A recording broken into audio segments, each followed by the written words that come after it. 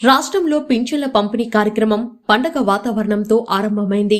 ముఖ్యమంత్రి చంద్రబాబు నాయుడు సారథ్యంలో తెలుగుదేశం, జనసేన, భారతీయ జనతా పార్టీ సంకీర్ణ కూటమి ప్రభుత్వం రాష్ట్రంలో అధికారంలోకి వచ్చిన తర్వాత చేపట్టిన తొలి కార్యక్రమం, అమలు చేసిన తొలి హామీ ఇదే కావడం ప్రాధాన్యతను సంతరించుకుంది. ఈ కార్యక్రమాన్ని చంద్రబాబు, ఐటీ శాఖ మంత్రి నారా లోకేష్ స్వయంగా ప్రారంభించారు. రాజధాని అమరావతి పరిధిలోని పెనుమాకలో కొద్దిసేపటి కిందటే స్వయంగా అర్హులకు వాళ్ల ఇళ్ల వద్దే పింఛన్ మొత్తాన్ని అందజేశారు. తెలుగుదేశం పార్టీకి చెందిన ఎమ్మెల్యేలు ఇందులో పాల్గొన్నారు. మేళ తాళాలు, డప్పు చప్పుళ్ల మధ్య పెనుమాకలో కోలాహలం నెలకొంది. పింఛన్ల పంపిణీ సందర్భంగా చంద్రబాబు ఓ లబ్ధిదారుడు గుడిసెకు వెళ్లారు. కుటుంబ సభ్యులను పలకరించారు. వారితో ఆప్యాయంగా మాట్లాడారు. యోగక్షేమాలను అడిగి తెలుసుకున్నారు. పిల్లలు ఏం చదువుతున్నారని ఆరా తీశారు. వారి వివరాలను తెలుసుకున్నారు. ఇంకా బాగా చదవాలంటూ ప్రోత్సహించారు.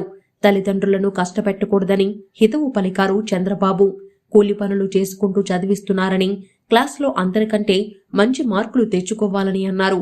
ఆర్థికంగా ఆదుకోవడానికి అవసరమైన అన్ని చర్యలను తీసుకుంటానని చంద్రబాబు ఆ లబ్ధిదారుడి కుటుంబానికి భరోసా ఇచ్చారు. ప్రభుత్వం తరపున అన్ని రకాలుగా సహాయ సహకారాలు అందిస్తామని, ఇంకా ఎక్కువ కష్టపడి అదనపు ఆదాయాన్ని పొందాలంటూ లబ్ధిదారుడికి సూచించారు. పక్కా ఇంటిని మంజూరు చేయిస్తానంటూ హామీ ఇచ్చారు. మీకు మంచి ఎమ్మెల్యే ఉన్నాడు అంటూ నారా లోకేష్ ని ప్రశంసించారు. పెనుమాక నారా లోకేష్ ప్రాతినిధ్యాన్ని వహిస్తున్న మంగళగిరి అసెంబ్లీ పరిధిలోకి వస్తుందనే విషయం తెలిసిందే. ఇంటి వద్దకే పింఛన్ల పంపిణీ కార్యక్రమం మొత్తం ఆయన పర్యవేక్షణలోనే సాగింది. ఇది గ్రాండ్ సక్సెస్ కావడం చంద్రబాబులో ఉత్సాహాన్ని నింపినట్టయింది.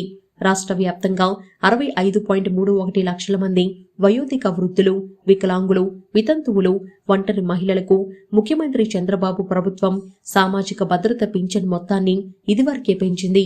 చంద్రబాబు ప్రభుత్వం పింఛన్ కింద గత ప్రభుత్వం 3,000 రూపాయలను చెల్లించగా ప్రస్తుతం ఈ మొత్తం 4,000 రూపాయలకు చేరింది.